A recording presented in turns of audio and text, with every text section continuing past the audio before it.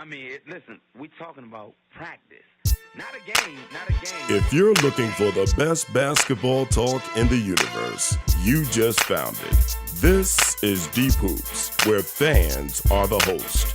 Tim Brayboy, Troy Ramel Royal, and me, your point guard, Jehudi. We're talking basketball, all basketball, and nothing but basketball. So sit back and enjoy the best basketball talk in the podcast universe. This is Deep Hoops. Well, it's time for another episode of Deep Hoops. I am the minister. And I'm Rob. And we'd like to welcome you to Deep Hoops.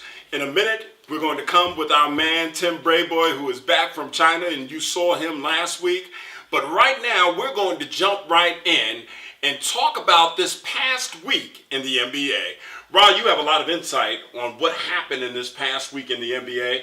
Do you want to release it to our fans out there and let them know what they missed if they didn't watch the NBA last week? Well, I just want to say what stood out to me. Okay. It's that, I don't know if we've ever seen this before, but the top four teams in the West, Houston, Golden State, Portland, and New Orleans, combined are on a 39-game winning streak. I'm sorry. Houston, Golden State, Portland, and New Orleans. And who? New Orleans. New Orleans? Led by the Brow, Anthony Davis. Wow. On a 39-game winning streak. Houston has won 16 in a row. Golden State has won 6 in a row. Portland has won 8 in a row. And New Orleans has won 9 in a row. In that time span, Portland, Golden State, and New Orleans is 9-1 in their last 10 games. And Houston is 10-0 in their last 10 games. Unheard of. Has that ever happened? I mean, do you know in the history of the NBA if the top four teams in either conference has gone on a run like that? I have not heard anything like that before. That is impressive. That's crazy. And you know what that does? It just gets you excited for the playoffs. It does. It gets you excited for the playoffs, but it also makes you think about the awards at the end of the season. And you've been making a comment. I don't know if I'm running into your closing comments, but you said it last week, and it's showing up again this week. If the Brow, now they're up to number 4. You just said that. If Houston should slip to number 2, or if New Orleans can stay at number 4, would the Brow really rival Harden for the MVP? Harden is right now leading the league in scoring, about 30, 31 points a game. He's also in the top 5 in assists, with just a shade under 9. I get that.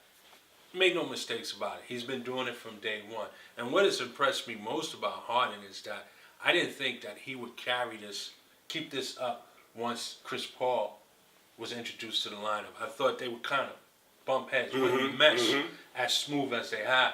But to my surprise, they're playing excellent. Oh, they're playing great. They're averaging about 18 assists between the two of them. And Harden's scoring has not been affected by it. And in fact, I've never seen Chris Paul play the way he's playing. He's playing like he's in the playground. And sometimes that happens when you play for D'Antoni because you have that confidence to just go out there. And have fun. D'Antoni is so wedded to offense that he doesn't care how you play the offense. Just play your offense. And he supports it. And Harden is doing a phenomenal job all season long. But I want to throw some numbers at you. Anthony Davis is averaging 28.3 a game, 11.2 rebounds, 2.4 assists, 2.2 blocks, 1.5 steals, 2.1 fouls, and 2.1 turnovers. And this is with and after DeMarcus Cousins. Those are MVP numbers. Those are MVP numbers. I mean, and here's the thing. It's Harden's to lose. Don't get me wrong. But I truly believe that if Golden State should finish in first place and New Orleans can maintain 4th through 3, 4th or 3rd, it's going to be on the shoulders of Anthony Davis because of his defensive prowess and the lack of from Harden. I think Anthony Davis has a strong shot of stealing the award from Bryant. All right, so you have a vote. Anthony Davis. I vote Anthony Davis now. Right now. Right now. The only thing to me, in my estimation, or my opinion, that would prevent him is an injury. And yes, I'm Rod that straws the drink. the straw stirs the drink. You stir the drink right now. That stirs the drink. I can see your argument if they finish in the fourth or third. Yeah, and he continues the numbers.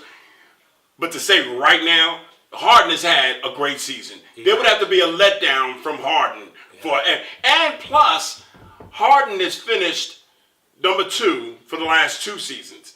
There's no way that there's going to be some hard hatred on Harden if he doesn't get the MVP this year. Well, here's the thing. I'm not knocking this year. And this is not a segment to knock Harden. But Anthony Davis is doing it on the defensive end. All right, so Anthony Davis is doing it on the defensive end as we review the week. Another thing that you said in last week's show is really showing its ugly head right now. Minnesota Timberwolves. You said that they could possibly slide out of the playoffs. Are you sticking with that statement? Yes, I am. And in the past week, that's a standout as well because in the absence of Jimmy Butler, they've gone 1-3. And here's the thing about Minnesota. Without Jimmy Butler, they're the team last year. and here's the thing. The reason why the trade was made because of leadership, because of defensive prowess, because of the him and Tibbs being in sync and being on the same page. Without that, you got to rely on, to me, one of the most disappointing stars in the game, young stars in the game. Wiggins? Is Andrew Wiggins.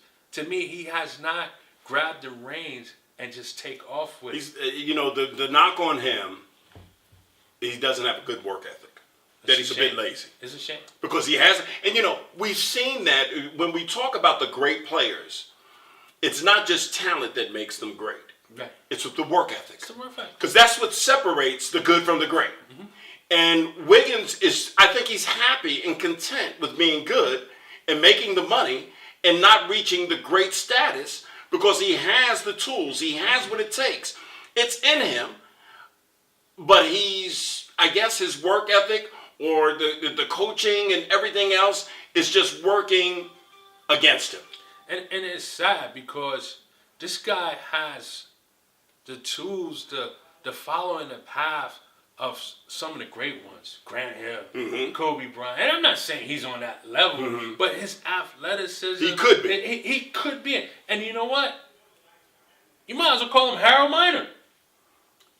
Little baby Jordan. Yeah. He's just not giving you his potential. He's not living up to the potential that was expected. Remember, him and Joel Embiid played in Kansas together.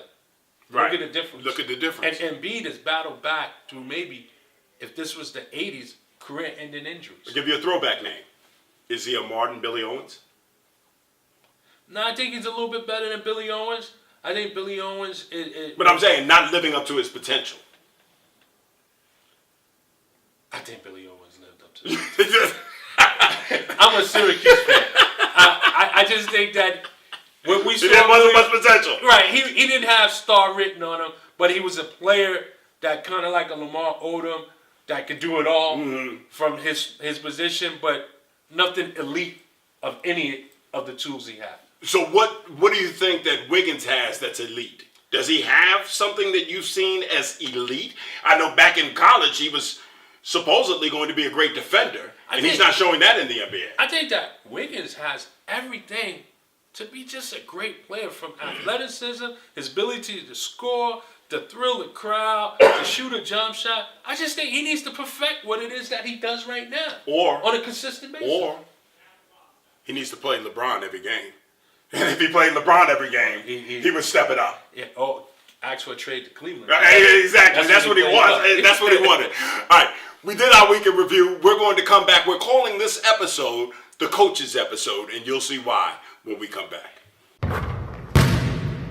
We're back, and we have our man Tim Brayboy with us. What's up, Brayboy? Yeah, what's going on? What's going on, brother? What's going our on? own Steiny Mo right here. All right.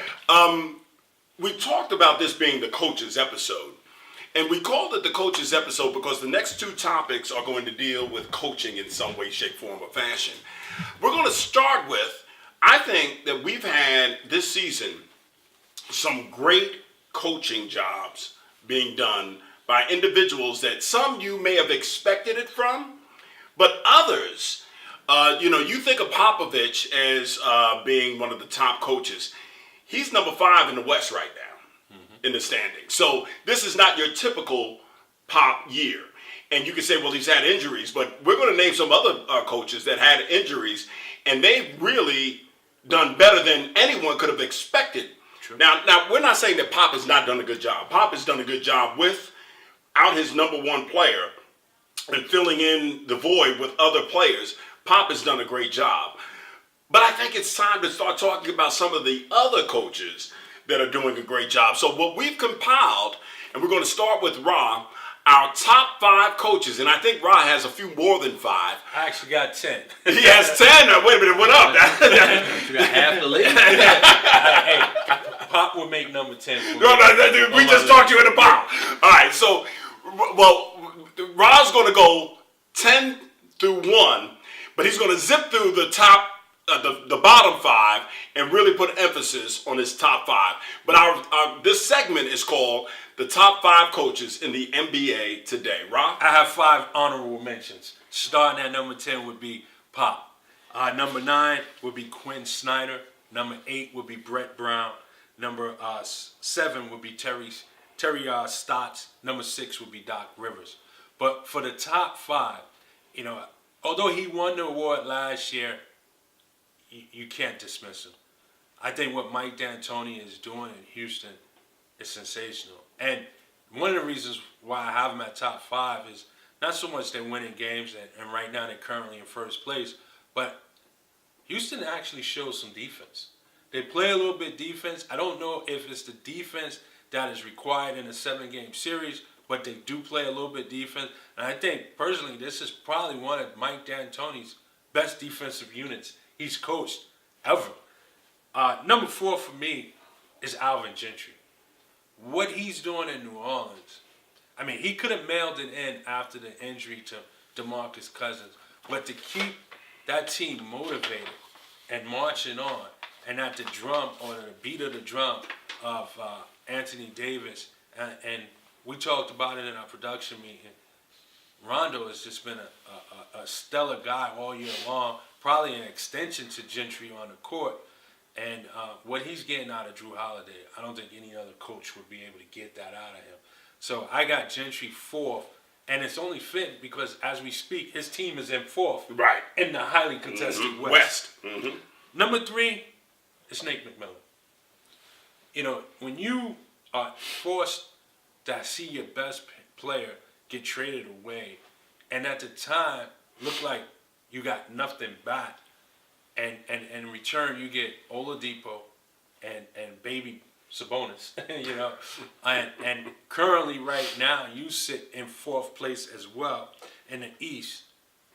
I mean, outside of Oladipo, who I think is the only player this season that's in the top 10 of MVP as well as top 10 of most improved player, who's on the roster?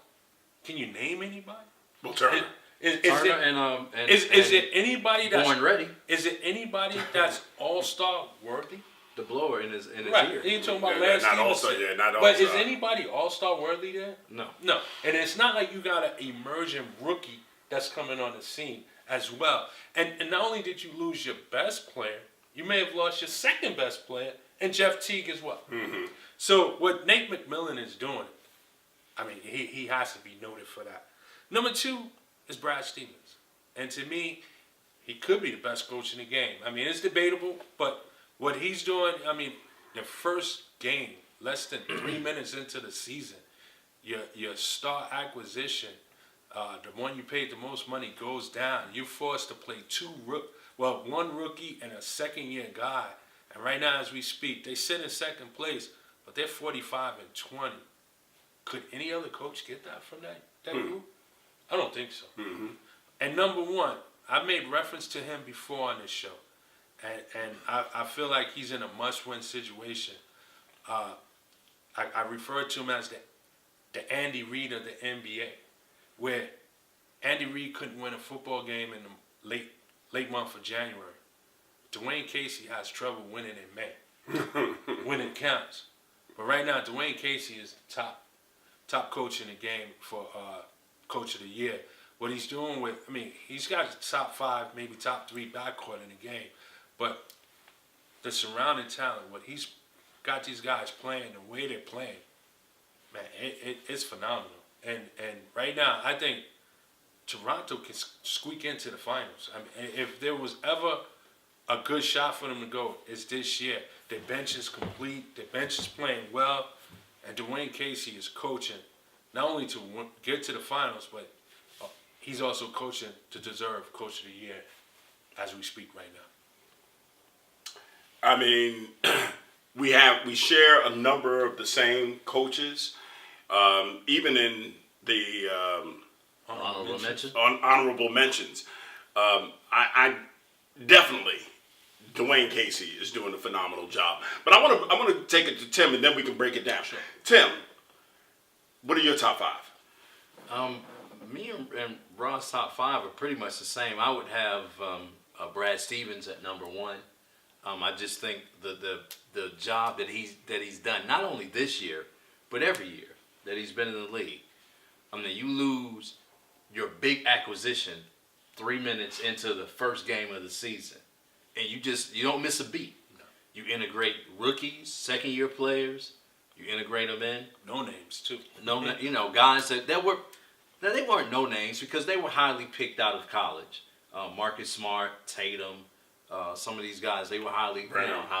Shane Larkin, Tice. They were highly, Shane Larkin. They were highly thought of coming out of college, but not superstar players. They are just highly thought of. But he just integrates them in. He can take, what's the old saying? He can take his in and beat you with urine. So that was like Bum Phillips used to say, the great late Bum Phillips. He could beat you with your players or his players. And I think that's a testament of how he coaches. So I would have him number 1. I would have Dwayne Casey's number 2. My only thing about Dwayne Casey is, let's see what happens in May. That's his only thing, because we've been down this road, and I know Toronto, they've changed a lot of way they play. It's not a rock throwing thing anymore. But what would worry me is muscle memory in the playoffs, because once you get in the playoffs, and I've scouted you, you're not playing back-to-backs. It's not 3 games in 4 nights, 4 games in 6 nights, or whatever. I'm just scouting you and your tendencies. If I can beat you on what you're trying to do this year, your tendency is to go back and play the way you know how to play. So that would be the one thing that would worry me about Dwayne Casey. But he's done a great job this year. D'Antoni integrating CP3 with Harden. A lot of people didn't think it would work because you have 2 ball-dominant players. But it's worked seamlessly. What are they, 33-1 when Capella, CP3, and Harden all play? That's phenomenal. Crazy. That's phenomenal. So let's see what happens again. His May record isn't as bad as Dwayne Casey, but he hasn't been able to get over the hump. Mm-hmm. Now, his Phoenix teams were 5 years ahead of their time. If you put those teams now, I think they would have a chance of beating Golden State because the way they played. But we'll kind of see what happens. Alvin Gentry, he was on a hot, like the hottest of the hot seats. They were ready to run him out of town. And then when Boogie got hurt, he's not going to make it. But, he's sped the pace up. He learned. He was like, okay, with Boogie, we played one way.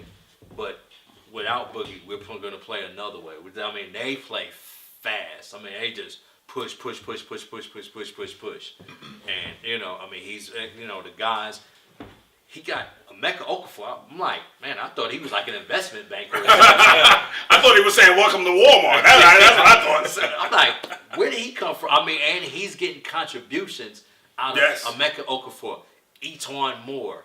Where did these guys, and he got Drew Holiday playing better than he played ever. that he played with the Sixers. Sixers, yep. So he's done a great job. Now, some of that comes with the system when you play up tempo, but the way he's integrated everyone in, he's done great. So those would be my top coaches for this year.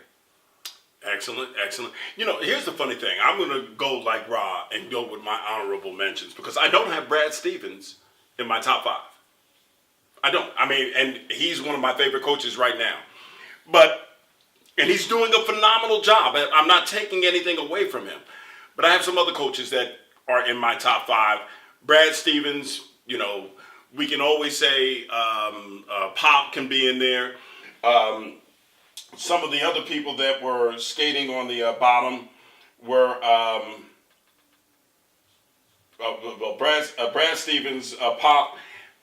But my biggest honorable mention is Doc Rivers. I think what Doc Rivers is doing this season, if they can crack the top 8 in playoffs, he moves into my top 5 coaches of this season. But because they're not in the playoffs as it stands right now, they're a few games out, 2 or 3 games out in that bottom half of the West Coast.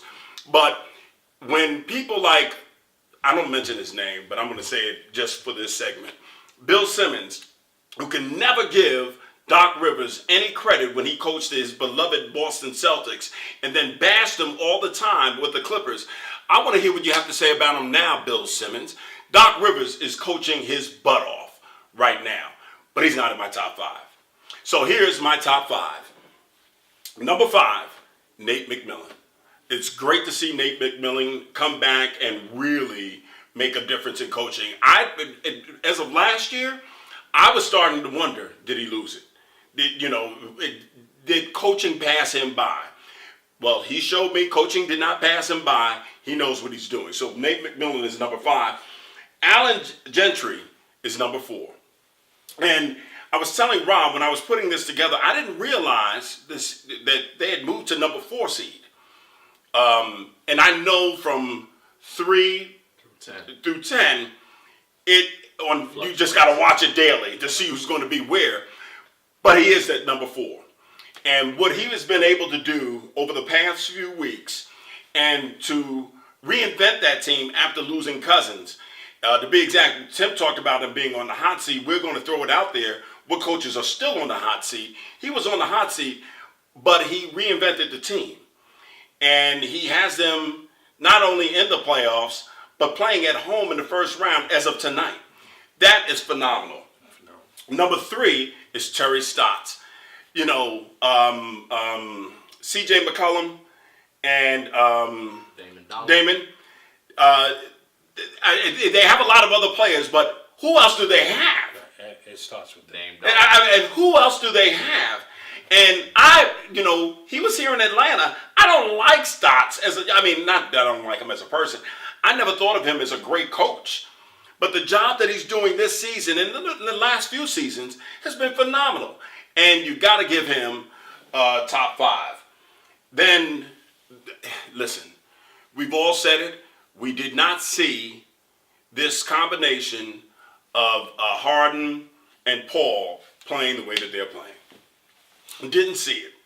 And D'Antoni is, and once again, it's not personal, but after what I saw him do with the Knicks, my 2 favorite teams, and the Los Angeles Lakers, if you thought I was going to say anything good about D'Antoni, you would have to pay me a lot of money. And I'm saying something good about him, and ain't nobody can put any money in my pocket. The boy is coaching. And he has shown himself to be an offensive genius with what he's able to do. Now, you can always say, what is he going to do in the playoffs? But you know what? We're talking about regular season right now. And the way that he's spreading the floor and having that fluid offense, rim runners, he's doing a great job. And of course, I think did we all have Dwayne Casey? Who did you have number 1? You have Brad Stevens number 1. Brad Stevens number 1. Dwayne Casey is number 1. Now, you can make the argument, well, he does it during the regular season. I will ask you this. In every season that he's played, I don't look at any of the players on his team being top 10 players in the NBA. Well, he has one this year with Kyrie. Oh No, not Dwayne Casey. Yes, you're right. Well, DeMar DeRozan. He's not on my top 10 players in the NBA. Is he really top 10? Right. He's not on my top 10. Now we can do another segment on that, but he's not on my top 10. I would say the bottom half of the 10, but the bottom half of the 20, maybe. He's not in my top 10. He's not even scratching. He's not even on the bench of my top 10. He's not on the bench of your top 10? No, he's not even a water boy on my top 10, okay? I'm just keeping it real. I love the dude. I think he's top 15. Top between 9 and 15. 8 and 15. Okay, 15. Yeah, top 15. That's close to being a water boy. When you're not in the top 15, you handing out towels. You like ML Card. That's all I'm saying. He's top 15. We'll do that segment next week. All right, we'll do that next week. Yeah. But what Dwayne Casey is doing with this team, and so we say, well, come playoff time, he doesn't do anything. Well, you know what? You can draw it up. They got to execute. And when you don't have the horses to execute, then you have a challenge. I think he has a strong enough bench and a strong enough philosophy that they're going to do better than they've done. But anyway, even if they don't, that doesn't take away from what he's doing in the season. And we're saying the top 5 coaches this season. We're not saying top 5 coaches in the playoffs. We're saying during this season, and Dwayne Casey is my number 1. Well, I want to say something to Tim. I want you to repeat your top 5 because I think you only mentioned 4. I would say Terry Stotts would be the 5th. Okay, Terry Stotts 5th. Okay. But, I love Brad Stevens. And, I look at the roster. He's doing a lot with not as much. But what do I have? I have 2 from the East and the other 3 are from the West, right? Yeah. Yeah, the other 3 are from the West. We know that the Western Conference is a little bit more difficult. So I have the number 1 coach in the East. And what Indiana is doing, Nate McMillan, I had to put him in the top 5. He's doing a great job. Jehudi, I just don't know how you don't have Brad Stevens in there. I mean, you're talking about perhaps it's debatable. Not saying that he's not even the best coach in the NBA right now. He could be the best coach in the NBA. And I wouldn't even argue that. So you telling me he lost his would have been his second best player, clearly his second best player next to Kyrie. 3 minutes in to the first game of the season. Yep. And right now, tonight, March 7th, they're 45 and 20. Mm-hmm. So, and you're telling me with Kyrie, Horford, and just a whole bunch of young guys. Smart he's glue.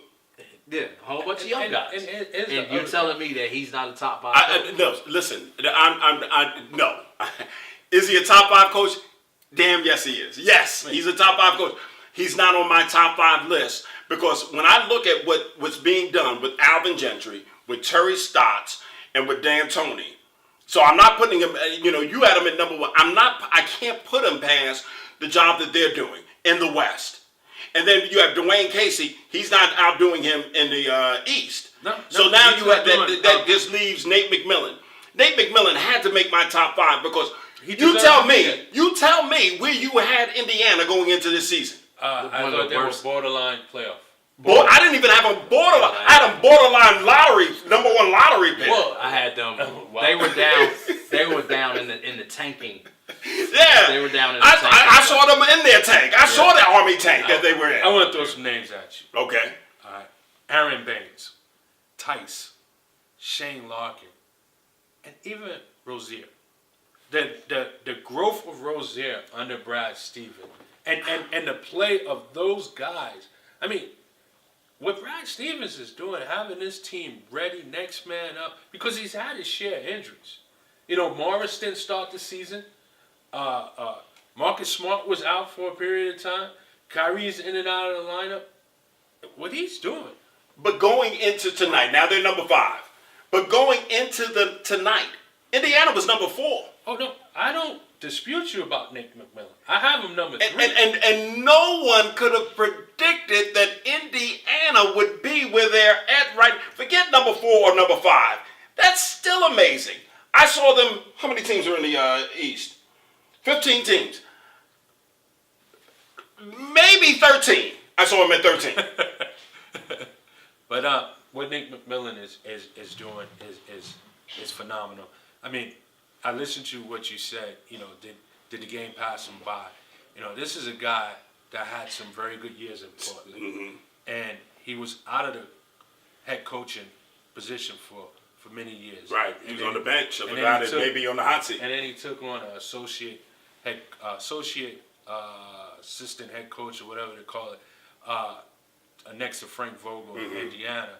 And last year when he came on, maybe he came on with the same mindset when he was once upon a time in Portland.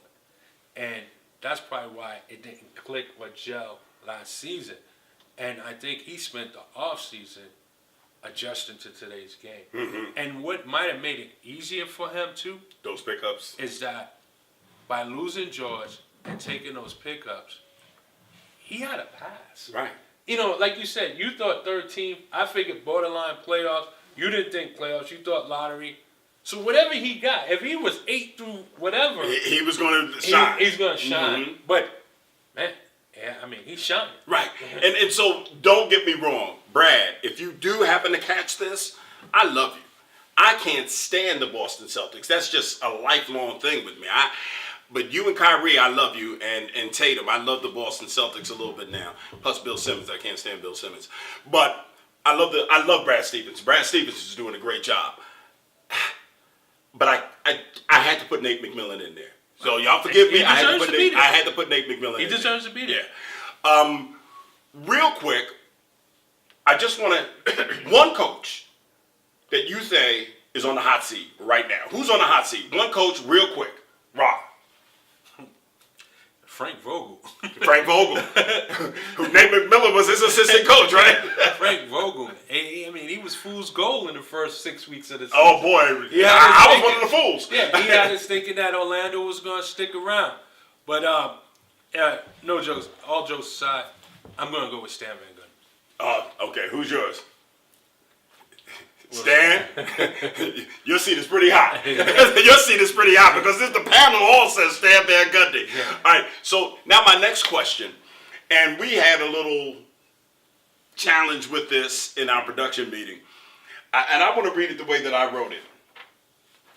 Are today's superstars more uncoachable now more than ever before in NBA history? I'm seeing players wave off coaches.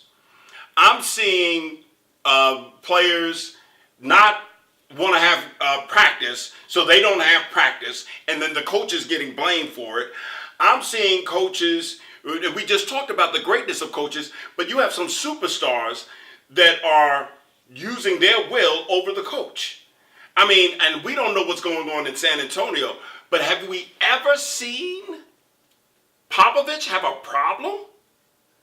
And we don't know if it's a front office problem or if it's a Pop problem, but we've never seen it in San Antonio. So are the superstars today more uncoachable than ever before? Tim, you had a big to say about this. What are your thoughts? I don't think they're more uncoachable. I think they're more out there. The NBA was always has been and always will be a players' league, and I think now that they're out in the show, you have more social media. Everyone kind of can see what's going on more than you did in the 80s. Remember, Magic got Paul Westhead fired. Mm-hmm. You know, he got Norm Nixon traded. So these things went on. Jordan was notorious. But he's Magic. I mean, Marc Gasol got Fizdale fired. He ain't Magic. But I think it's more, the players have more power because the contracts are so big. So, okay, I'll eat. A coach is making $2 million a year. So then you're co-signing what I'm saying because they're being paid so much more. They're more uncoachable. They run the show. I think they run the show and owners, because if you have, okay, Gasol isn't a superstar, but he's a star player. I would say he's a star on a winning team. Not this year. Not this year because they aren't any good. So how did you get somebody fired?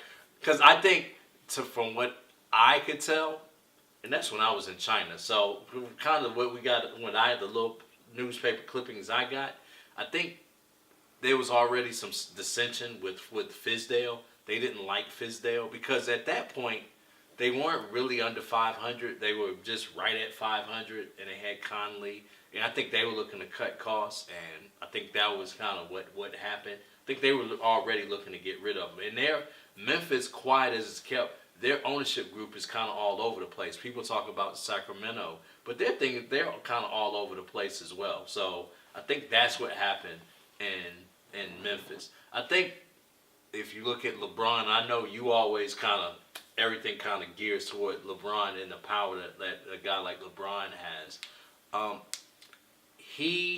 Those guys, they put butts in seats. They're the revenue generators. So yeah, they have the ultimate power. The no trade clauses, things of that nature. Kobe would wave Phil Jackson off. Phil saw in his book, the first book he wrote, that Kobe was totally uncoachable and he was ready to leave.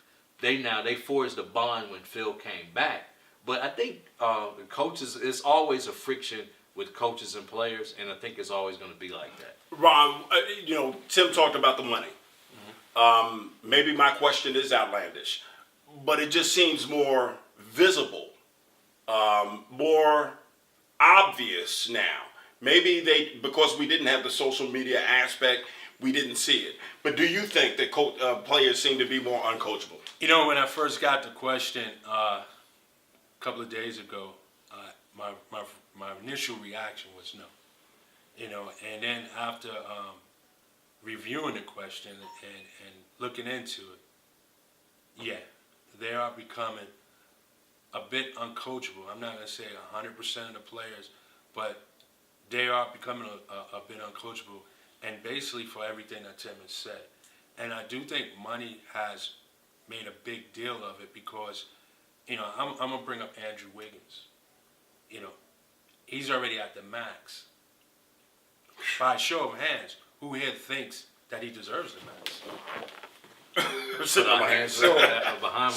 my point is that if these guys is receiving max money and have not earned it and getting it on potential, what more can a coach tell these people? Right. And because at the end of the day, as much as we love the game and we look at it as a sport, for those athletes, it's a job. Right. So if they're getting their salary, and it's guaranteed, and so, yeah, and then, I think the NBA does a great job at not letting the players be bigger than the game, but what they do a great job at is letting the players go before the game. Mm-hmm. And the fact that they can go before the game, it does, from time to time, depending on the player, could put a strain on the coach. And we're going to wrap on this. I think it's more obvious. I don't know, like you said, Tim, we may not have seen it, but it is more obvious. It's more out there right now. Think about it. Okay, go ahead. Real quick. You have many more cameras, right. HD, so you see the social media. You see media. it, right. You see the waving. But, here's the thing. Not only are they uncoachable, but they don't even want to be reffed. They don't want the games to be reffed. No. So we've got these spoiled level super, and I love the NBA, and I don't want to come down on my NBA ball players, but there's got to be some control. Coach tells you to do something, that's the coach. The referee says foul. Now, if it's obviously a bad call, you walk up, you don't try to show them up. And that's, Adam Silver has a great game right now. And it's probably in the best position that it's been in years. I don't want to see it lose its luster through guys that don't want to be coached and guys that don't want to be reffed. Come on, man. Let's get that together. And we'll be right back. Well, that was a great segment with Tim Brayboy. It's good having Tim back. It is. There's lots of He really adds something to it. Yeah. It's not just me and you going at it. Right. We have another one, man. We get to breathe. Exactly. We get to pick on him. But now we need to look at the week in preview. And for the audience, we normally shoot this on Sunday. And so we have a whole week to look at except for the Sunday games. Well, today, because of some scheduling challenges, we're filming this on a Wednesday. So we only have a few days left in the week. So let's just talk about the games that are remaining in the week. Sure. The games that stood out to me, tomorrow night on TNT, we have Boston versus the Minnesota Timberwolves.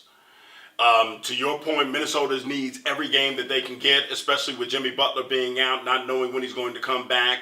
Will they slide out of the playoffs? They need that game. It's in Minnesota. Yeah. What do you think on that game? I think Boston wins, but this is the kind of win that Minnesota really need because it's against a playoff team. Mm-hmm. They just don't need to win against the Knicks. Right, You know what right, I mean? exactly. Or Orlando. They need a quality win so that it's more of a confidence builder, not just a win. Or not just a win. So Minnesota needs to come out like this is Game 7. Well, another team tomorrow night that needs to come out like it's a playoff game, we just talked about it, was San Antonio Spurs against the Golden State Warriors in Golden State. Well, here's the thing. If they win, fine. If they lose, they're supposed to. So I'll be more focused on the San Antonio OKC game. But here's the thing. With 3 through 10 separated by no more than 3 games, if they lose to Golden State and then turn around and lose Saturday night, They could be down at 7 because they're at 5 right now. they could be maybe 9. Yeah, I mean, If literally, Clippers- yeah, right. if And Utah these other teams right. start winning. So yeah, you can look at when is that Saturday's game if you want to, but this is a big game for them. Right. You know, I mean, and like you said, if they lose, they're supposed to. But I don't think they're going into it with that mindset. No. That's not a Popovich mindset. They're gonna play for 2-0. They better not come out less than 1-1. Yeah, I mean, if they come out less than 1-1, they're in trouble. So that's tomorrow night. Friday night, the games that stood out to me were the Rockets versus the Toronto Raptors in Toronto. Now, we seen last week a very competitive game that I wouldn't mind seeing the finals. Houston and Boston. I thought that Saturday night game Man, it was was sensational. great, yes. All right? This could be a possible matchup. Because if Houston can find their way to get past Golden State, and I like Boston and Toronto actually to represent the East. In the finals. In the Eastern Conference finals. finals. Right. This could be a preview. Could be. So that should be a good game. Should be a good to game. watch. That should be a good game on Friday. And then another game, not as good, but I think it's pretty interesting. Wizards against the Pelicans. And Anthony the Brown Davis. You're talking about maybe one of the hottest teams in the East, Washington. Washington is playing some great ball without John Wall. And New Orleans, I mean, we talked about them earlier between Anthony Davis, still in the MVP, winning 9 games in a row, Alvin Gentry in the top 5 of Coach of the Year. And right now, I don't want to play them. No. I don't want to play them. No. And then the Saturday game, which we kind of alluded to, the Spurs going into OKC, a big win for both teams because OKC is not faring much better. They're in the 7th seed right now. Yeah. So a loss for them could knock them Knocked down. them out of So playoffs. yeah, This is it. That's a playoff game. yes, It's almost like the NCAA. we're in early March and we're talking about an NBA game being a playoff game Oh yeah. in the West. And it's the rest of the way. Right. Whether it's Houston or Golden State. Yeah. Because again, we mentioned it earlier.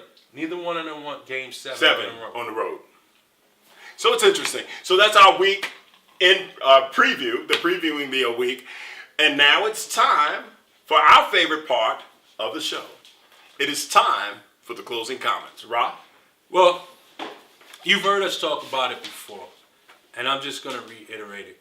You've talked about us, how we say, you heard us say that the NBA is in good hands. Mm-hmm. And we use a term that we get from baseball when we say stars is on deck. The NBA have stars on deck. But I want to take it a step further. I was talking to a good buddy of mine last week, and he challenged me that he thinks that the NBA makes a mistake by letting the stars go before the game. You know, he thinks that the stars feel like they're bigger than the game. And I told him, I said, you know, The NBA does a great job allowing the NBA players, their stars, to be who they are and to come for the game. And I said, as a result of it, they could get good character. The NBA players, you look at LeBron, he's opening up an academy. He sends countless students to college. You look at Carmelo, Chris Paul, D. Wade, and some others that are community activists. Today, as we speak, D. Wade surprised students and went to that school in Florida where the shooting occurred. I mean, this is what you get. Over the All-Star weekend, I listened to Donovan Mitchell when he was being interviewed. His mom came on the set, his little sister came on the set, and here's a guy that's in the NBA making millions, going around the country, and he's a mama's boy. And he made it clear on TV, but that's good character. You know, it's been at least 10 years since there was an incident of Gilbert Arenas and Jarvis Crediton where they had guns in the locker room. It's been maybe about 9 years since Jarvis Crediton had that murder charge. But outside of that, NBA ball players, maybe they get arrested for having some marijuana on them, maybe a DUI, but nothing like the NFL. I bring this up because the other night, I'm watching the Oscars. And to see Kobe Bryant receive an Oscar for maybe a short animated story or biography of himself, not only it done him proud, but it does the NBA proud. Because this speaks volumes to what I'm saying about the characters of the NBA players. You know, Kobe Bryant has won 5 championships, been to 3 other championships where he has lost. He's won countless MVPs. You can make the case that he's a top 10 player of all time, definitely top 15. And I guarantee you, if he sat here with us right here, right now, he would tell us that that award meant more to him than any accomplishment or accolade that he's ever achieved or received in the NBA. And I'll tell you why. Because he grew up in his gym, his backyard, in the neighborhood parks. 5, 4, 3, 2, 1. Title, yeah. But I guarantee he's never sat in the mirror and practiced an Oscar acceptance speech. But it speaks character of the NBA players. And what happened if he just shut up and dribbled? Those are my closing comments. I love the ending. You know, shut up and dribble. Laura Ingram needs to just shut up. All right, so my closing comments comes from a conversation that we had earlier this evening. You know, Sam Presti has been looked at as one of the great GMs, basketball operations guys in the NBA. And Sam Presti, I want you to listen to this team that he had assembled. He had Ibaka. He had James Harden. He had Kevin Durant. He had Russell Westbrook. And what was the one? Jeff Green. And Jeff Green. All on one team. All drafted within 3-4 years of one another. 2 or 3. 2 or 3 years. Thank you in the peanut gallery. 2 or 3 years of one another. And Ibaka going to the playoffs. Jeff Green going to the playoffs. Kevin Durant going to the playoffs. Won a championship. Won a championship. James Harden going to the playoffs. OKC maybe going to the playoffs. That is such a great job that has gone wrong. When he traded James Harden to keep Ibaka and then traded Ibaka, Kevin Durant left him. Green is no longer there. And Green is probably the one that they would miss the least. But it just lets you see that you can make great moves, and this should be a lesson in life. You can't live on your past accomplishments. Every day, you've got to set up and do the great job that you've done in the past, and you can't look back at your past saying, well, I did a good job. Now, I don't think Sam Presti is in jeopardy of losing his job right now. But I'll tell you something. He's better bring back some of that magic. Because the moves that he's made so far, bringing Carmelo Anthony, and I was in favor of it. Bringing Paul George, I was in favor of it. It's not working. They have the playoffs to right the ship. But right now, Sam Presti, the guys that you've lost, if you can bring them back, you would have a championship. But you don't have one now. And honestly, it doesn't look like you're going to have one this season. And that's my closing comments.